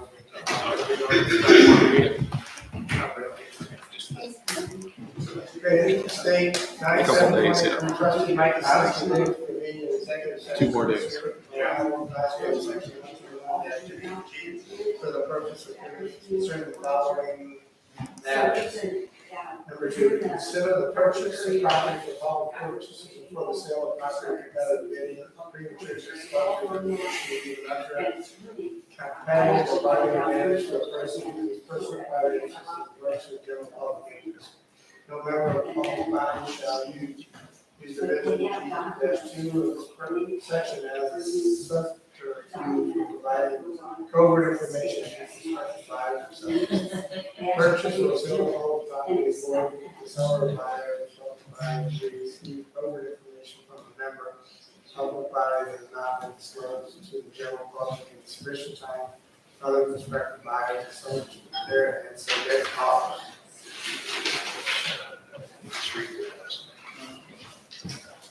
The unanimous quorum of the public body determines by roll call vote that the executive session is necessary to protect the interest of the applicant or the possible investment or expenditures of public funds to be made in connection with the economic development projects. I need a second.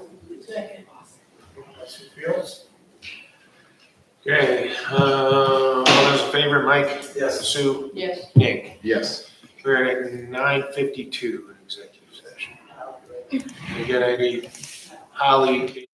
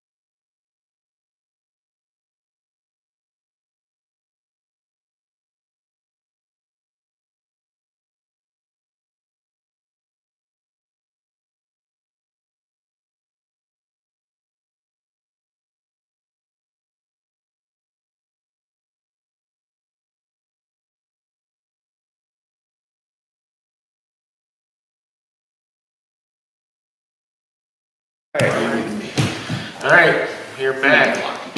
You're back. No action? Okay, no action from the executive session, I'm gonna make a motion, we go ahead and end this meeting. I'll second that. Okay, all those in favor, Mike, Yes. Sue, Yes. Nick. Yes. Okay, we are adjourned at 10:32 a.m. Everybody have a good week. Want, Joe? Joe, back on now.